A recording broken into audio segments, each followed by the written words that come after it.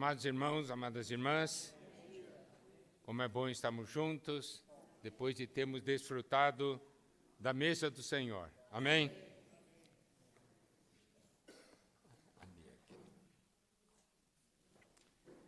Vamos continuar a nossa comunhão e hoje nós vamos tocar em dois pontos. Primeiro, a questão de como nós podemos ganhar a realidade espiritual. E segundo, a realidade espiritual na parte coletiva, porque existe a parte individual e existe a parte coletiva. Amém? Nós vimos ontem que o Senhor, Ele tem no seu coração algo que é realmente trabalhar essa realidade em nós. O Espírito da realidade vai nos levar a toda a verdade, e Ele é aquele que está sentado no trono, fazendo nova todas as coisas. Ele quer que nós sejamos novos. Amém? E essa novidade de vida se expressa no nosso ser em duas áreas. Vamos ver Romanos capítulo 6, versículo 4, que diz: Fomos, pois, sepultados com Ele na morte pelo batismo, para que, como Cristo foi ressuscitado dentre os mortos pela glória do Pai, assim também andemos nós em novidade de vida. Aqui nós podemos ver um primeiro aspecto: andar em novidade de vida. Esse andar em novidade de vida se refere ao nosso viver diário. Esse andar, no grego, é peripatel, é o andar geral, certo? É o nosso mover no dia a dia. E nós podemos ver, aqui nesse versículo fala de sepultados com Ele na morte pelo batismo, para que, como Cristo foi ressuscitado dentre os mortos pela glória do Pai, baseado nessa porção, nós vamos ver que nós vamos ter novidade somente depois de passar pela morte, porque a morte trata com a velha criação, tá certo? A cruz é conhecido como o grande filtro do universo. Desse lado da cruz está a velha criação, do outro lado da cruz está a nova criação. E a novidade não é uma questão de ser novo no tempo. A novidade é uma característica da vida eterna. A vida eterna é sempre nova. Então vamos ver, a vida divina que nós ganhamos é uma vida sempre nova, sempre tem frescor, correto? Então esse frescor, se nós permitirmos que o Senhor opere em nós, nós vamos ter a novidade de vida. O segundo aspecto está em Romanos capítulo 7, versículo 6, que diz: Agora, porém, libertados da lei, estamos mortos para aquilo a que estávamos sujeitos, de modo que servimos em novidade de espírito e não na caducidade da letra. Então, novamente, nós podemos ver aqui, estamos mortos para aquilo, é a operação da cruz. Essa operação da cruz é que nos transfere do velho para o novo. Não há maneira de sermos novos com nossa própria força. É pela obra da cruz de Cristo que nós nos tornamos novos. E aqui fala de servir em novidade de espírito. Então, preste atenção. Nós temos andar em novidade de vida e servir em novidade de espírito. Esses dois aspectos são dois aspectos que Deus dá atenção. Como é o nosso viver e como é o nosso serviço. Andar em novidade de vida e servir em novidade de espírito.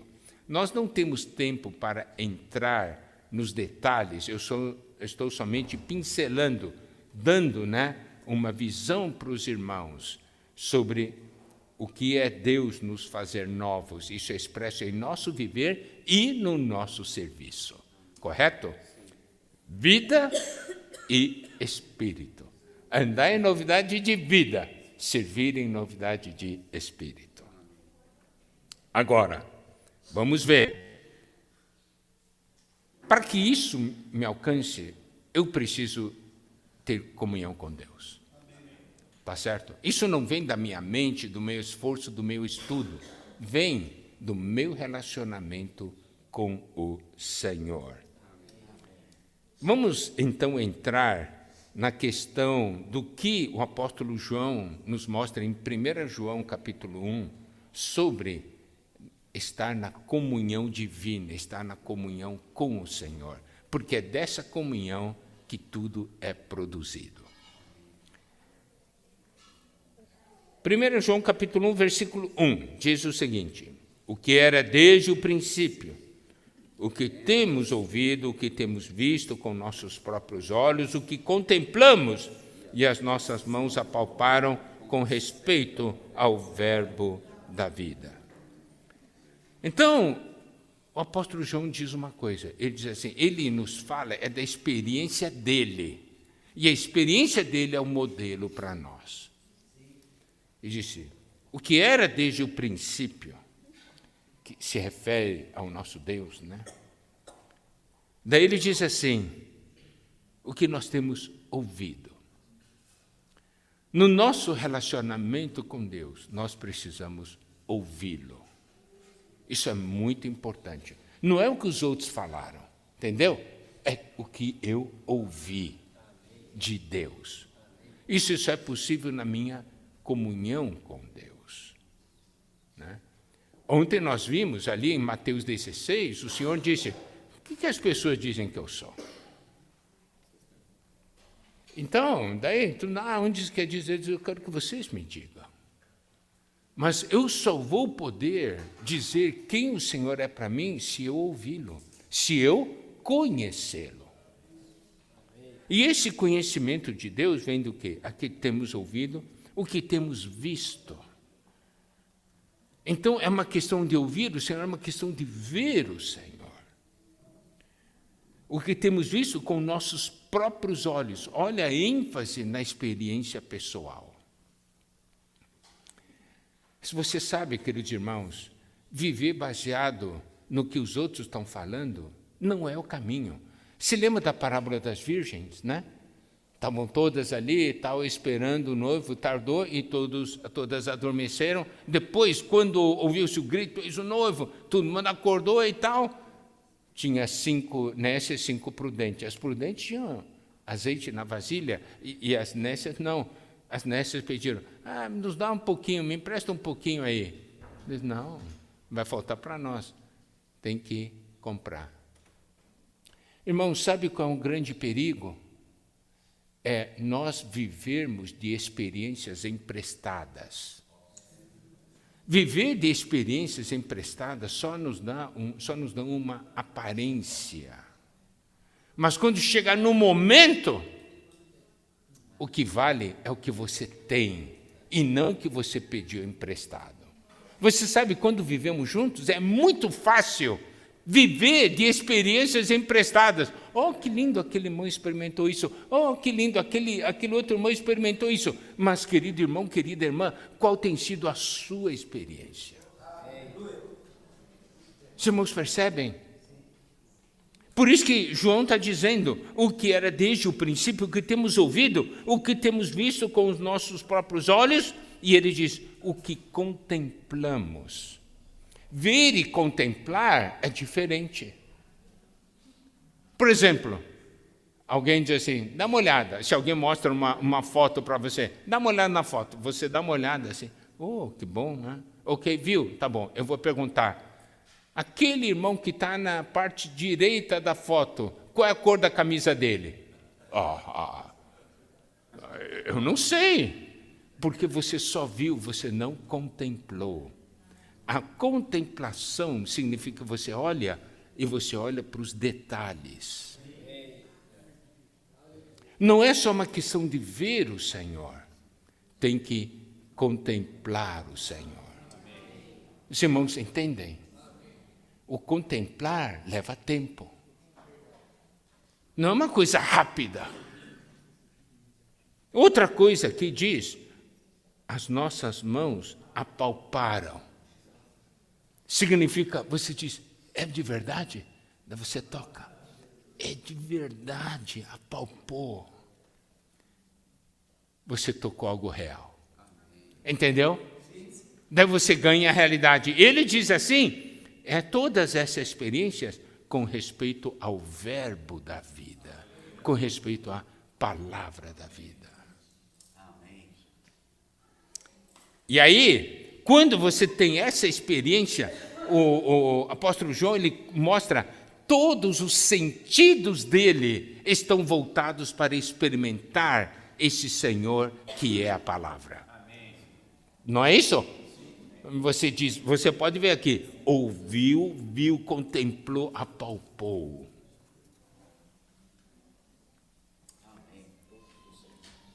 E olha, versículo 2. A vida se manifestou e nós a temos visto. Isso nos faz ver a manifestação da vida. E aí diz assim, e dela damos testemunho. Quando você toca o Senhor de uma maneira real, um testemunho brota do seu ser. Você dá testemunho. Você sabe o que está falando. Você tem certeza.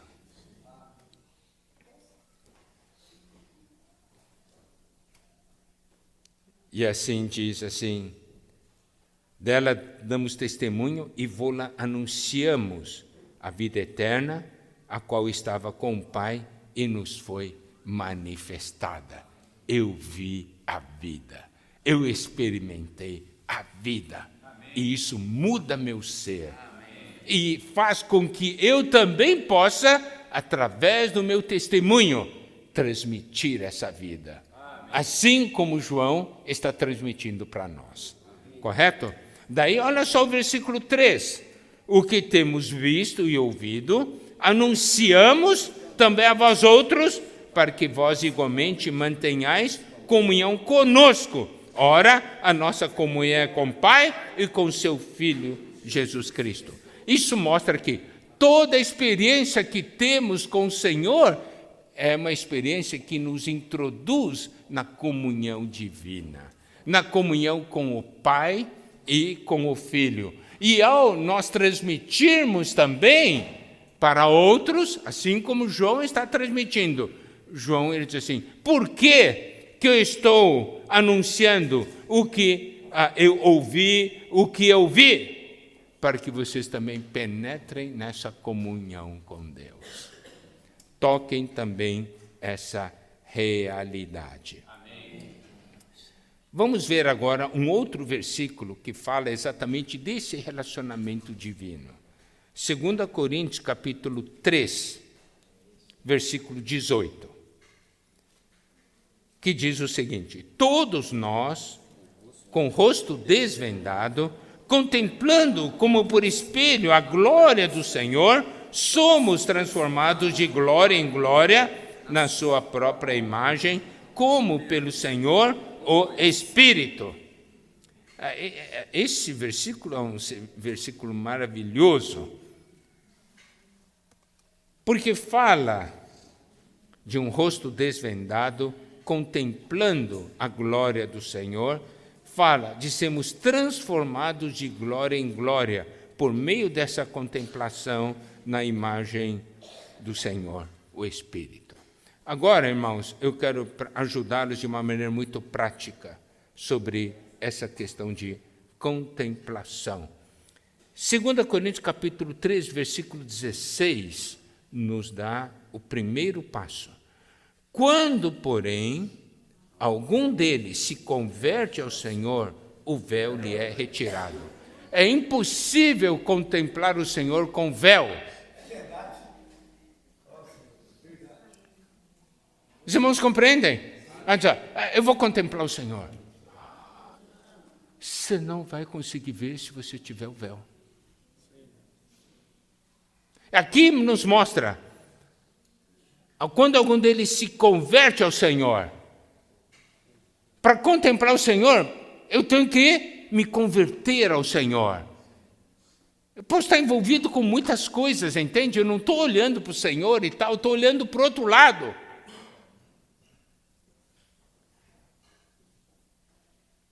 Então, o primeiro passo é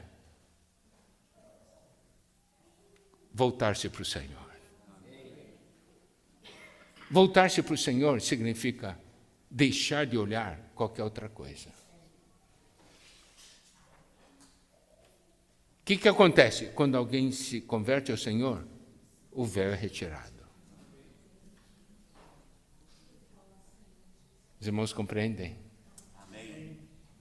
Muitas vezes alguns irmãos dizem, irmão, eu tento contemplar, não consigo. É porque tem véu. Seu coração se voltou ao Senhor. Contemplar o Senhor não é uma atividade, quer dizer, eu vou fazer 2, 3 atividades ao mesmo tempo, né?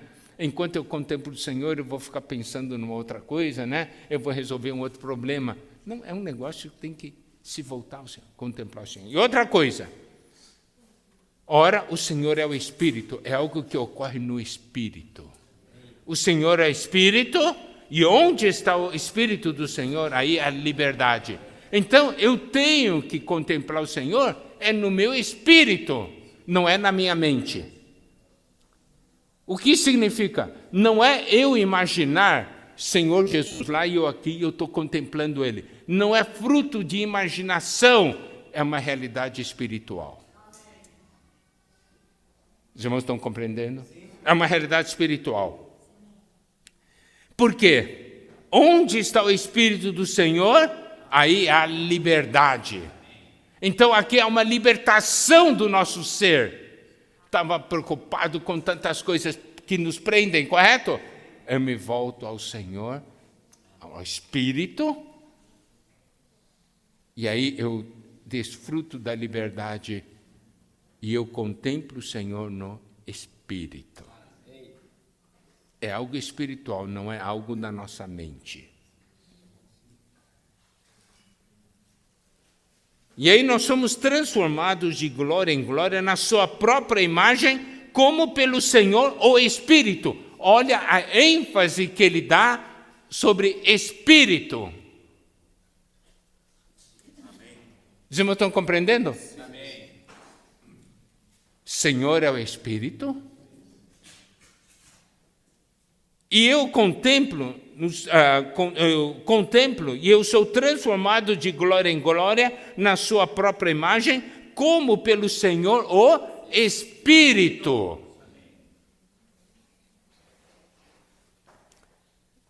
Mais adiante os irmãos vão compreender por quê. Outra porção, 2 Coríntios capítulo 4, versículo 6. Lembre-se que nós lemos aquele versículo, que o Senhor iria enviar o Espírito da realidade, e o Espírito da realidade vai nos levar a toda realidade. É algo do Espírito, está vendo? Não é uma coisa da minha mente. Eu não contemplo um Cristo fora de mim. Eu contemplo um Cristo que está em mim. Amém. Você sabe, Madame Guyon, ela é muito conhecida pela experiência, né, que ela tem do conhecimento de Cristo que habita interiormente. Durante a vida dela, ela, nos primeiros passos na busca, ela estava falando, né, ela estava buscando orientação, disse, eu não consigo, ela gastava horas e horas e não consigo. Daí, um irmão falou para ela o seguinte, irmã, você não consegue, porque você está procurando contemplar um Cristo que está fora. Você tem que procurar dentro de você. Você vê a importância desse ponto espírito, porque a realidade é espiritual. 2 Coríntios capítulo 4, versículo 6. Porque Deus, que disse das trevas resplandecerá a luz, Ele mesmo resplandeceu em nosso coração, para a iluminação do conhecimento da glória de Deus na face de Cristo. Conhecer a glória de Deus na face de Cristo, por meio dele resplandecer em nosso coração e em nosso interior. E outro versículo que é importante, 1 Coríntios capítulo 6, versículo 17. Mas aquele que se une ao Senhor é um espírito com Ele. Você sabe, a nossa contemplação no Senhor, no Espírito, nos leva um passo mais adiante. Nos unimos ao Senhor, nos tornando um espírito com Ele. Os irmãos estão compreendendo? Então a contemplação não é uma coisa de Cristo lá e eu aqui. No início é. Mas a comunhão, aleluia! Amém. Sou um espírito com Ele. Amém. E nós podemos ver em Evangelho de João, capítulo 17, naquela oração, nas 3 menções que o Senhor teve naquela oração, respeito da nossa unidade, Ele sempre nos vincula à unidade com Ele. Olha só, Evangelho, eu estou fornecendo material para os irmãos, tá? Os irmãos depois têm que entrar nisso aí. Eu não vou detalhar esses pontos, só vou dar uma pincelada aí, porque tem mais assuntos para tratar, né? E nós queremos levar ainda para outras realidades. Mas os irmãos depois podem entrar nisso aí. João 17:11 diz assim: já não estou no mundo, mas eles continuam no mundo. Após que eu vou para junto de ti, Pai Santo, guarda-os em teu nome que me deste, para que eles sejam um, assim como nós. Então, a primeira vez que o Senhor orou ao Pai para que nós fôssemos um, Ele mencionou assim, né? Para que eles sejam um, assim como nós. Assim como o Filho e o Pai. Como é a unidade do Filho e o Pai? O Filho está no Pai e o Pai está no Filho, não é isso? Essa é a unidade que está no Pai, essa é a comunhão divina. Agora, olha só João 17, versículos 20 e 21. Não rogo somente por estes, mas também por aqueles que vierem a crer em mim por intermédio da sua palavra. Aleluia! Se refere a nós, né? Deus é bom demais, o Senhor é bom, Ele orou por mim, por você. Então, a oração é forte, viu, irmão? É do Senhor. É o que Ele espera de mim e você. Ele diz o quê? Ele diz assim, a fim de que todos sejam um. E preste atenção. E como és tu, ó Pai, em mim, e eu em ti, também sejam eles em nós, para que o mundo creia que tu me enviaste. Está vendo? Isso está na comunhão. Eles em nós, aquele que se une ao Senhor, é um espírito com Ele. Está vendo? Então, a nossa comunhão com o Senhor nos leva a ser um com o Senhor. E qual que transparece quando nós somos um com o Senhor? A mente de Deus se torna a nossa mente, né? A emoção de Deus se torna a nossa emoção e a vontade de Deus se torna a nossa vontade. Quando eu me uno ao Senhor, devido à minha comunhão com Ele, quando eu olho para o irmão, eu enxergo da maneira como Deus enxerga o irmão. Está certo? O meu sentimento para com o irmão é o sentimento que Deus tem para com o irmão. Está certo? E a minha vontade, né, sobre o propósito de Deus é a vontade de Deus, não a minha própria vontade. Está vendo? Isso mostra o meu ser transformado. O meu eu transformado toca na nossa mente, vontade e emoção. Mas essa mudança de mente, vontade e emoção não ocorre na esfera mental, ocorre no nosso espírito, que satura a nossa alma e governa a nossa alma. Amém? E olha só, João 17, versículos 22 e 23. Eu lhes tenho transmitido a glória que me tens dado, para que sejam um como nós o somos. De novo, essa é a terceira vez. Olha só, eu neles e tu em mim, a fim de que sejam aperfeiçoados na unidade, para que o mundo conheça que tu me enviaste e os amaste, como também amaste a mim. Então você pode ver, a nossa unidade com o Senhor faz com que o Evangelho tenha poder, porque nós vivemos o Evangelho. certas pessoas veem o Evangelho vivido em nós. O mundo daí passa a crer, e não somente o Evangelho, mas também conhecer o amor de Deus, porque eles conseguem ver o amor de uma maneira prática e expressado em nosso viver. Amém. E olha só, quer ver, o Espírito nos leva à realidade. João 14, 20. Naquele dia, vós me conhecereis, mas preste atenção o que diz essa frase aqui. Vós conhecereis que eu estou em meu Pai, vós em mim e eu em vós. Aquele que se une ao Senhor é um espírito com Ele. Esta é a razão da comunhão. Este é o resultado da contemplação. Tá certo? Bom, e é assim. Por quê? Porque eu vivo na comunhão com o Senhor, surge uma realidade no meu interior. E essa realidade no meu interior é expresso no meu viver, correto?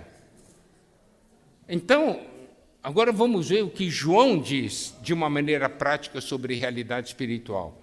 Em 1 João capítulo 1, versículo 7, João nos conduz e nos mostra algumas coisas. Diz assim: se porém andarmos na luz, como Ele está na luz, mantemos comunhão uns com os outros, e o sangue de Jesus, seu Filho, nos purifica de todo pecado. Então ele mostra, se nós andarmos na luz, como Ele está na luz, porque Deus é luz, isso se manifesta em nosso viver. E como Ele se manifesta? Mantemos comunhão uns com os outros, e o sangue de Jesus, seu Filho, nos purifica de todo pecado. Significa, se eu vivo na comunhão com Deus, eu tenho comunhão com os irmãos. E eu sei da minha condição, porque Deus é luz e expõe a minha condição. Por isso que eu sou alguém que sempre aplica o sangue no meu viver. Certo?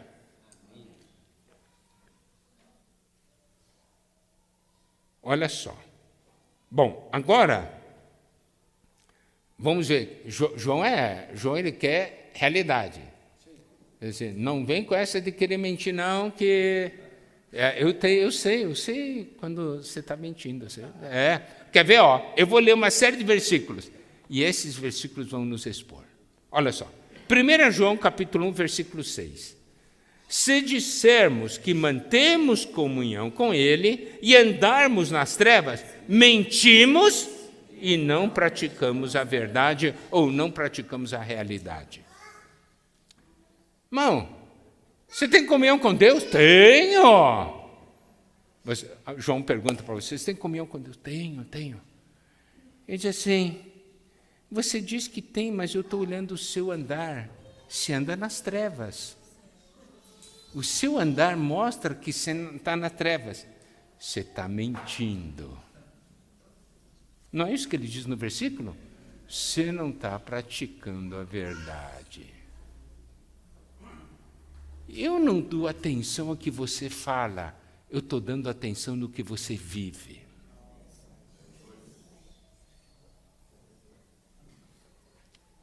E não falo só... Ele falou isso não só uma vez. Olha só o versículo 8. Se dissermos que não temos pecado nenhum, a nós mesmos nos enganamos e a verdade não está em nós. Você diz, eu não tenho pecado, eu não errei, não. Daí João diz, você está enganando a si mesmo. Olha as palavras que ele usa, mentir, enganar-se a si mesmo. Muitas vezes perguntamos para os irmãos, não, você está bem? Estou.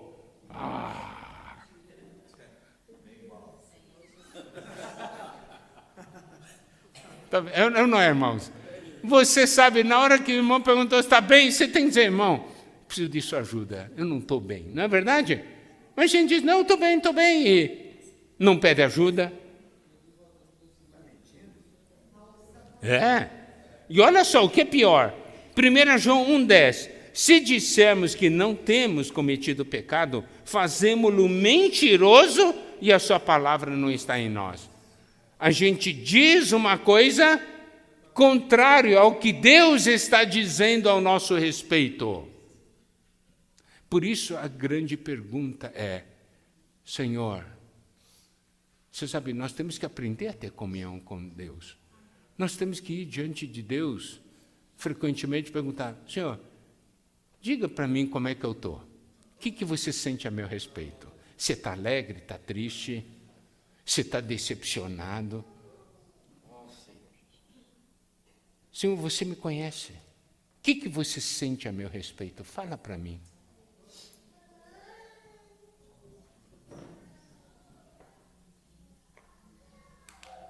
Então, eu posso sentir que eu estou bem, né? Mas eu não estou bem. Então, se eu digo uma coisa a meu respeito e Deus diz outra coisa, eu estou dizendo que Deus é mentiroso. Os irmãos entendem o impacto de realidade espiritual? Irmãos, como nós vamos nos preparar para a volta do Senhor se enganamos a nós mesmos e nós mentimos? Melhor coisa é nós sermos abertos para o Senhor, abertos para os irmãos. E aí nós vamos ajudar uns aos outros, né? Para entrarmos na realidade espiritual. Olha só, 1 João capítulo 2, versículo 4. Aquele que diz, eu conheço, e não guarda os seus mandamentos, é mentiroso, e nele não está a verdade. Esse é forte. Se eu perguntar, quem conhece o Senhor aqui? Todo mundo levanta a mão.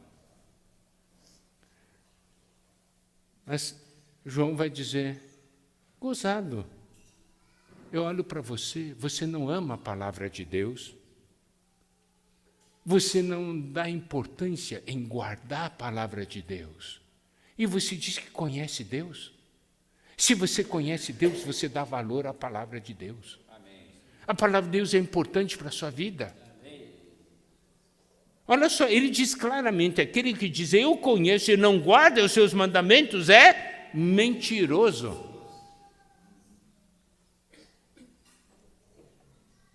Nele não está a verdade, nele não está a realidade. Outro versículo, 1 João 2,9. Aquele que diz, está na luz e odeia seu irmão, até agora está nas trevas. Está na luz? Estou. Se odeia aquele irmão, odeio.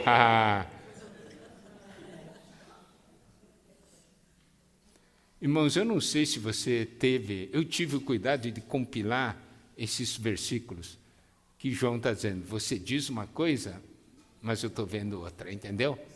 Então, aqui, de uma maneira muito clara, não é o que nós falamos, é o que nós vivemos. Por isso que 1 João 3,18 diz, filhinhos, não amemos de palavra nem de língua, mas de fato e de verdade, de fato e de realidade. 1 João 4,20. Se alguém disser, ama a Deus, e odiar a seu irmão, é mentiroso, pois aquele que não ama seu irmão a quem vê, não pode amar a Deus a quem não vê. João faz isso por quê? Porque ele quer nos levar para a comunhão divina. E dentro da realidade da comunhão divina, a realidade espiritual ser produzida em nós, no nosso viver.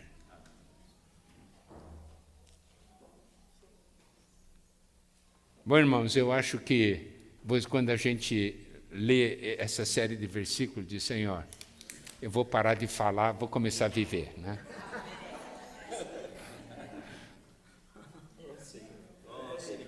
É ou não é verdade, irmãos?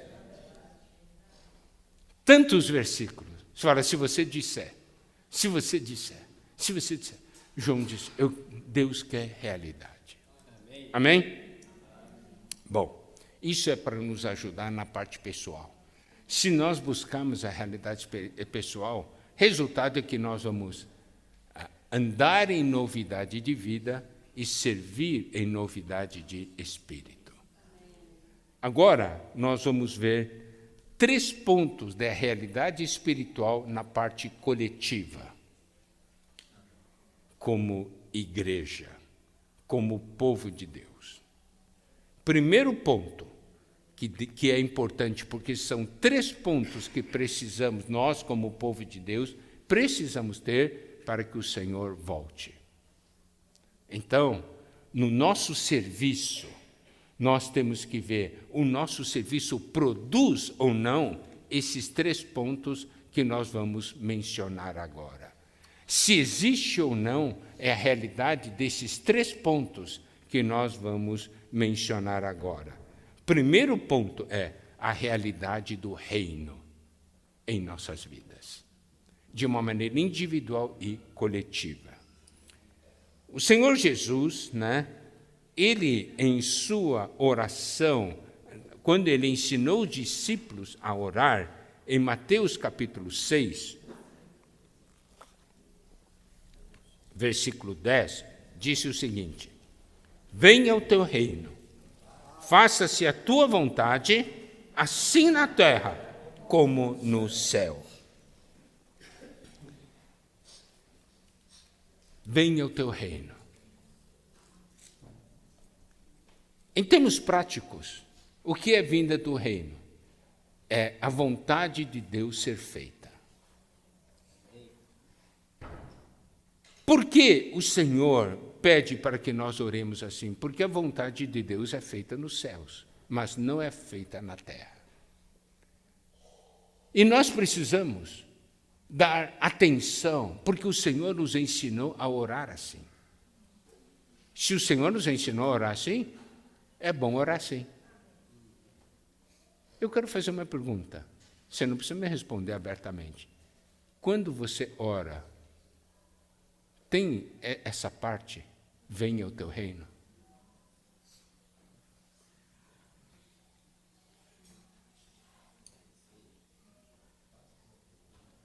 Sabe o que é, em termo prático? Significa, Senhor, que a sua vontade seja feita na minha vida, que eu faça a sua vontade aqui na terra.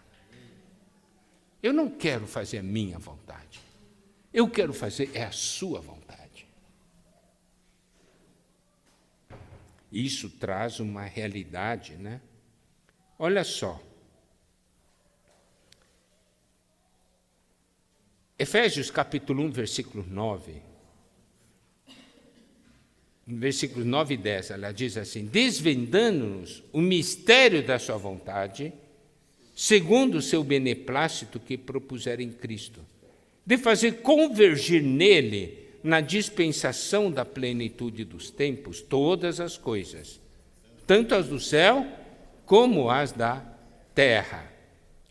Então, na dispensação da plenitude dos tempos, isto é, nos tempos finais, Deus vai fazer uma coisa, que é de fazer convergir nele todas as coisas.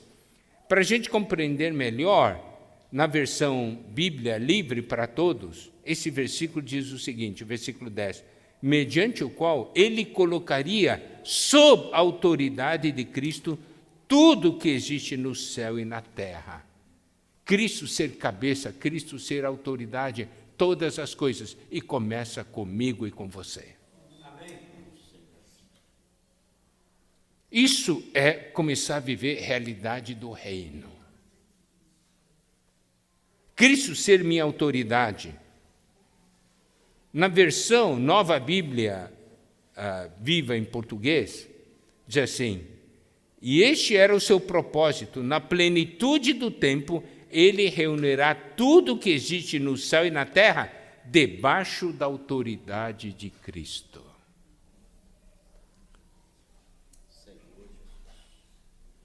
E nós sabemos que é importante que essa realidade exista no meio do seu povo.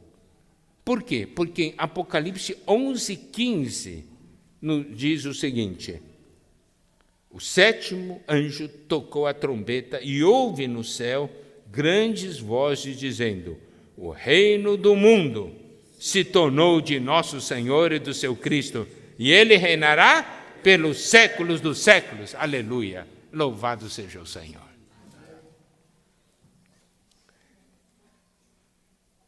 Então, o que nós precisamos perceber também a questão é o seguinte: por que é importante que a vontade de Deus seja feita na terra? Porque a realidade do reino se manifesta dessa maneira. Eu não vou ter tempo de falar aqui, mas eu só vou mencionar um pouquinho, só assim mencionar. Se você ler no livro de Neemias, no livro de Esdras e algumas porções de Gênesis, você vai perceber que Deus é chamado de, em alguns lugares, Deus é chamado Deus dos céus. Em outros lugares, Deus é chamado do Deus dos céus e da terra. Por que essa diferença? Todas as porções nos versículos onde Deus é chamado somente de Deus dos céus, é porque naquela época, naquele momento, não havia na terra quem fizesse a sua vontade. Mas, quando Deus é chamado de Deus dos céus e da terra, depois você pode procurar na chave bíblica, né? essas menções e olhe os versículos, tá? Porque são vários versículos. Eu não vou entrar nos detalhes. Aí, toda vez que Deus é chamado Deus dos céus e da terra, é porque aqui na terra havia pessoas fazendo a sua vontade. Amém. E aí, vamos ser práticos aqui. Aqui em Belo Horizonte, Deus é chamado de Deus dos céus, ou Deus é chamado Deus dos céus e de Belo Horizonte? E governador Valadares, Deus é chamado de Deus dos céus, ou Deus dos céus e de governador Valadares? Não é nós chamarmos assim uma coisa, é que o universo inteiro vê isso aí, tá certo? Se houver gente em Belo Horizonte que faz a vontade de Deus, e quer dizer que o reino de Deus está aqui, Deus vai ser chamado Deus dos céus de Belo Horizonte. Depende de você. Contagem. Certo? E claro, todas as cidades aqui, e de todas as cidades. Você vê sua importância. Você vê a importância da igreja, a realidade do povo de Deus. Nós temos ou não a realidade do reino? Eu vou aprofundar um pouco mais isso, porque isso aqui tem que mudar nossas vidas. A visão do reino tem que mudar nossas vidas. Olha só. Mateus, capítulo 3, versículos 1 e 2. Naqueles dias apareceu João Batista pregando no deserto da Judeia e dizia: arrependei-vos, porque está próximo o reino dos céus. Não é isso? Bom, aí também, olha só,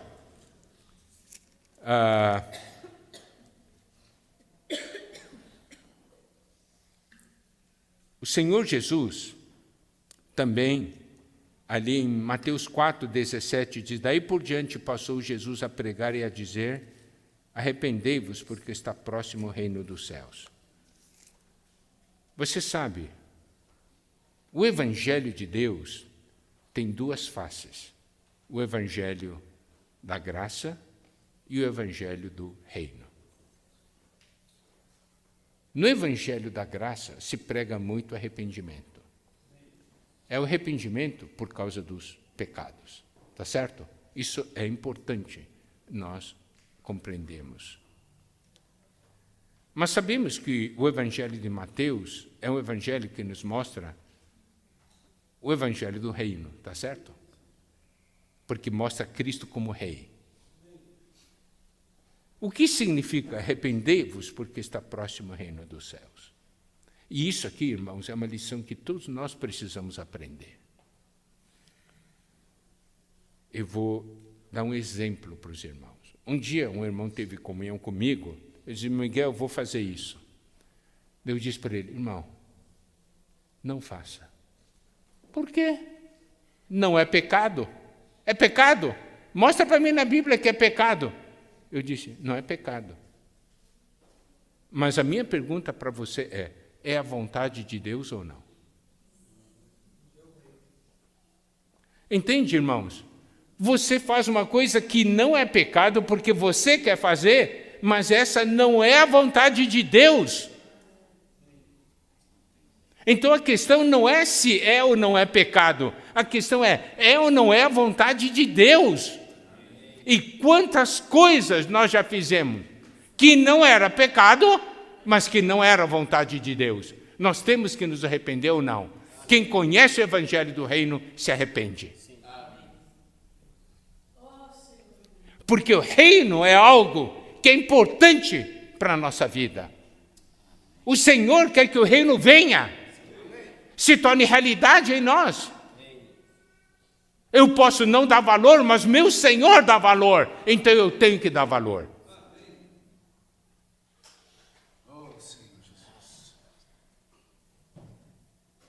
Então, essa questão do reino é algo muito importante. Nós que vivemos vida do corpo, precisamos viver essa vida do reino. Os irmãos que são líderes devem saber, estão aqui para fazer vontade de Deus e não a sua própria vontade. É lição para todos nós. Nós, como também temos família, chefes de família, devemos fazer a vontade de Deus e não a nossa própria vontade. Então, há muitas lições que devemos aprender. O Senhor quer a realidade do reino no meio do seu povo. Amém. Isso mostra um crescimento de vida. Amém? Amém?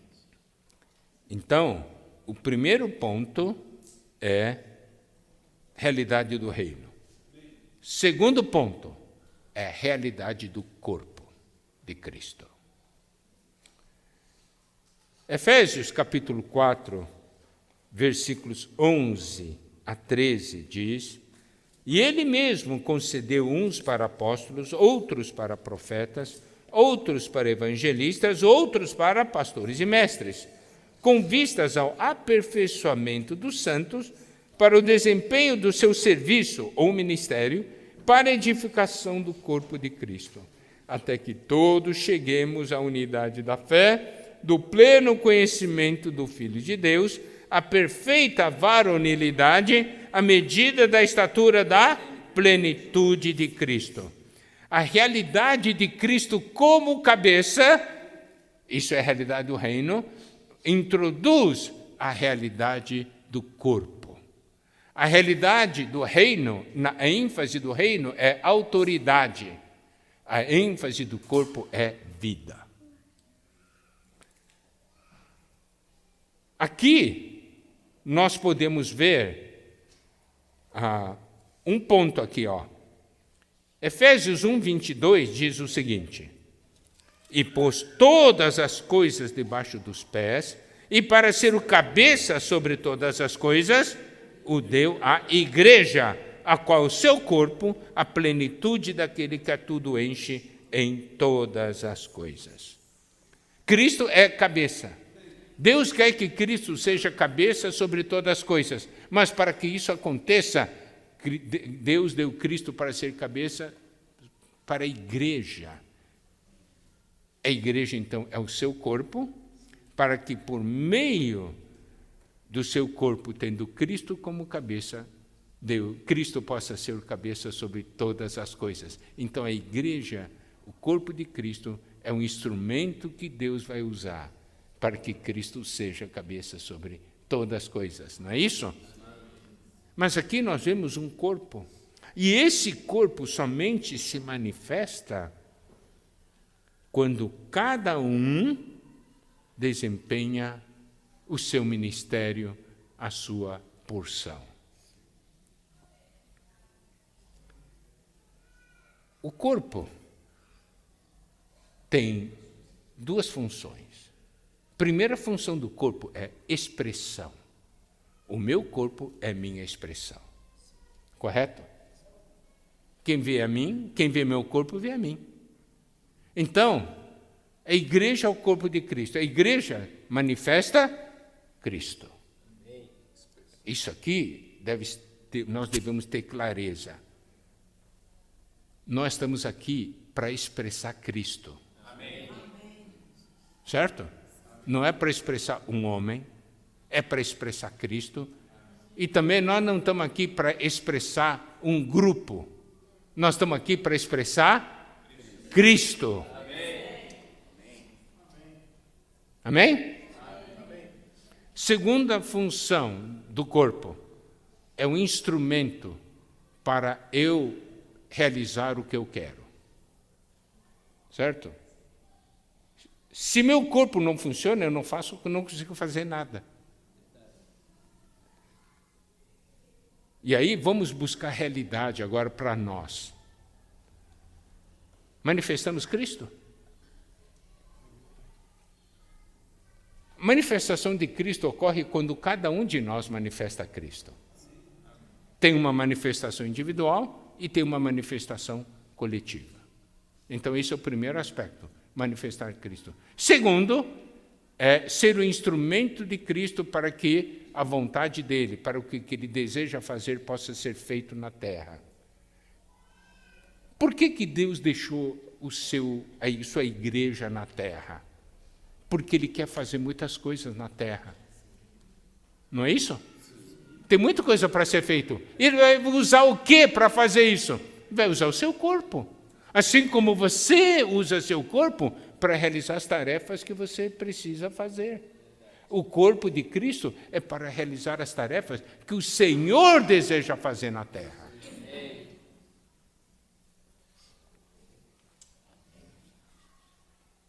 E agora, eu tenho que fazer essa pergunta. E você? Você funciona como membro desse corpo ou não? Ou você é só um assistente? Está na plateia. O Senhor quer usar todos os membros. Por isso ele fala aperfeiçoamento dos santos. Cada um tem a sua função. Aí você fala, eu estou na igreja. Espera aí, vamos para a realidade. Está no corpo? Tá. Está funcionando? Não. Então, que diferença faz você estar ou não estar se você é um membro que não funciona? Entende o que eu quero dizer? Cadê a realidade? Você consegue sentir o que Cristo sente quando você não funciona? Digamos que você seja o braço de Cristo. Cristo diz assim, eu quero levantar meu braço.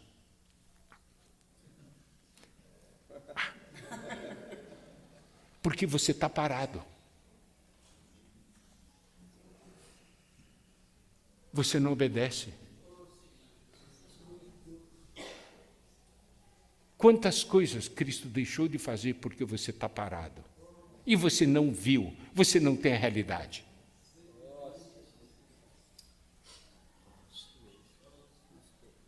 Eu gosto de dar o seguinte exemplo, né? Cristo é o cabeça, está nos céus, né?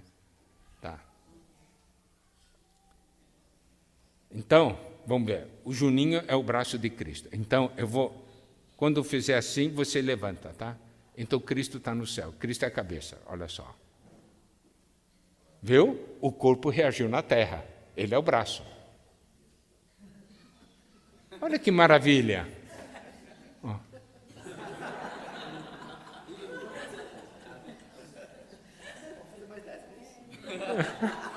Os irmãos compreendem?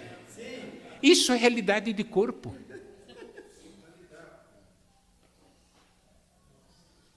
Cristo já se sentiu paralítico por sua causa ou não?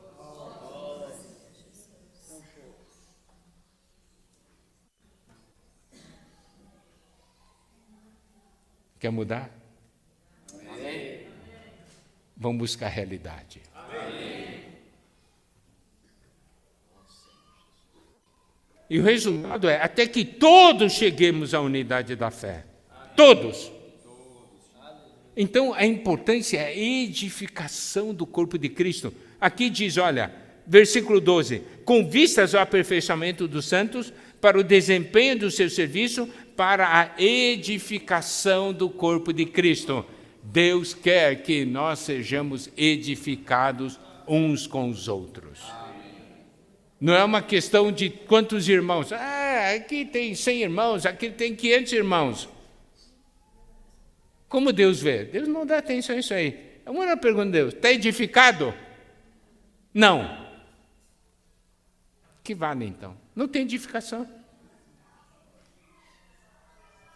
Então, nós vivemos a vida da igreja, veja, é para que haja a realidade do reino e para que haja edificação. Irmão, irmã, você quer ficar fora da edificação? Não. Eu vou dar um exemplo. Foi um exemplo que um servo de Deus deu e me impressiona até hoje, eu gosto de falar. Cavalo de corrida de cavalo, né? O pessoal, o cavalo corre. E quando tem dois que estão parilhos assim, chegando, cruzaram juntos aos nossos olhos.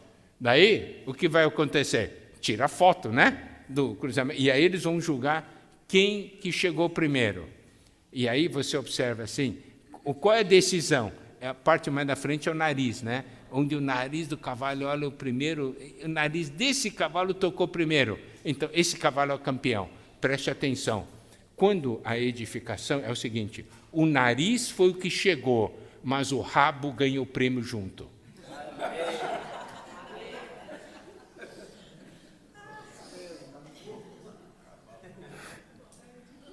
Você vê a importância da edificação? Porque a realização foi do corpo. A realização não foi de um membro. As pernas do cavalo deram tudo para o nariz cruzar primeiro. A glória não vai para o nariz, a glória vai para o cavalo. E o rabo ganha junto.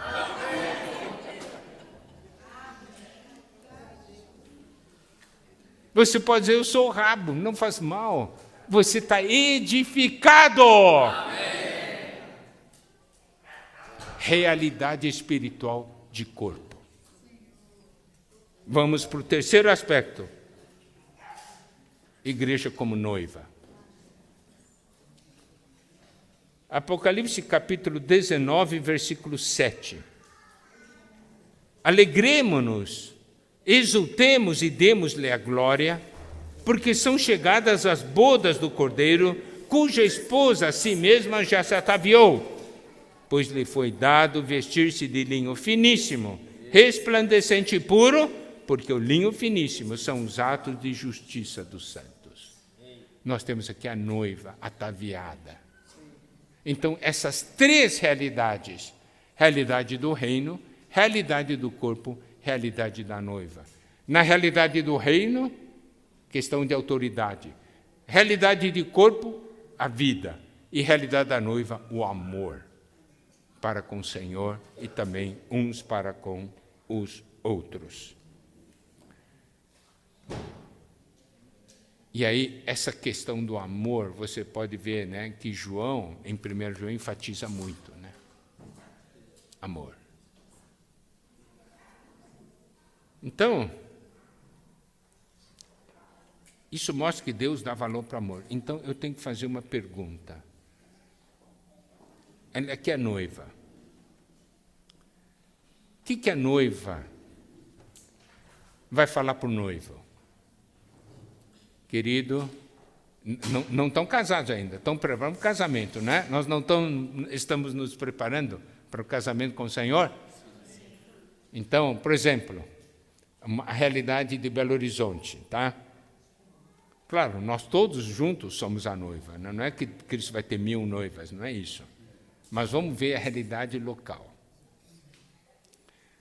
Igreja em Belo Horizonte, como noiva, o que é que vai dizer para Cristo assim? Noivo, o meu amor por você diminui a cada dia.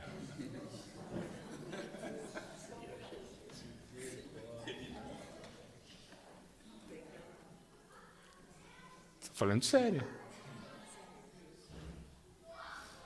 Porque a realidade do amor da noiva é a realidade do amor de cada um de nós para com o Senhor. O seu amor para com o Senhor está aumentando ou está diminuindo? Estou falando de realidade espiritual, entendeu? Não estou falando de resposta doutrinária. Quem ama o Senhor? Eu amo. Mas vamos para a realidade espiritual.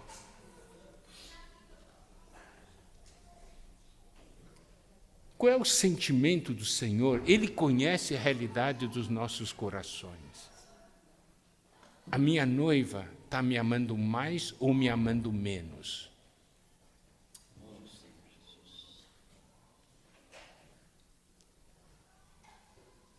Eu vejo a realidade de noivo e noiva. Por exemplo, tem 2 jovens, né? São noivos. Marcaram um encontro. Eu quero perguntar, a noiva vai encontrar o noivo. Antes de sair de casa, se arruma ou não se arruma? Hã? Ou vai com o cabelo tudo desgrenhado assim, roupa suja, né? Sem tomar banho, né? Oh, vou encontrar meu noivo.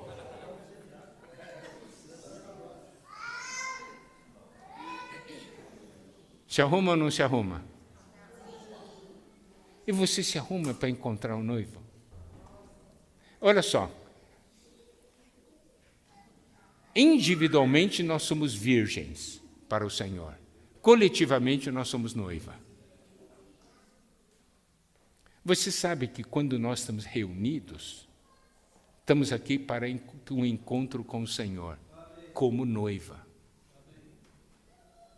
Você se prepara? Hoje tem encontro com o noivo. Isso é reunião.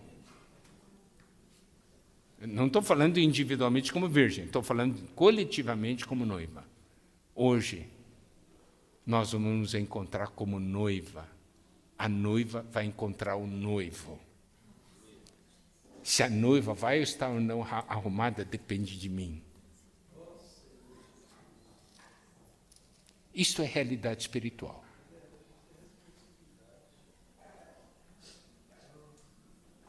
Se preocupar em amar o Senhor. Ir diante do Senhor. E isso se manifesta no viver. Por quê? Olha só, 19:8. Pois lhe dado vestir-se de linho finíssimo, resplandecente e puro. O linho finíssimo são os atos de justiça dos santos. Olha a importância de, então, andarmos em novidade de vida e servir em novidade de espírito, porque esses são os nossos atos de justiça, correto? Isso refere à nossa vestimenta. Como nós estamos vestidos.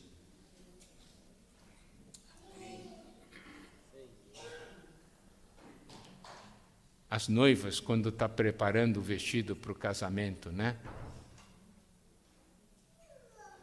Laboram ou não laboram no vestido? E nós estamos nos preparando para encontrar com o noivo. Então eu tenho que cuidar do meu viver. Porque o meu viver são as minhas vestes para me encontrar com o noivo.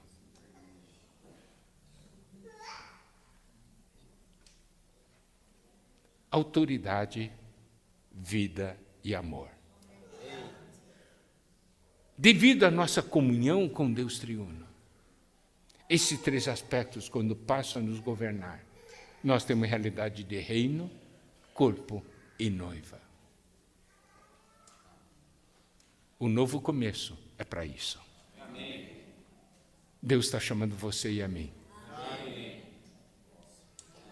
Para algo novo. Está certo?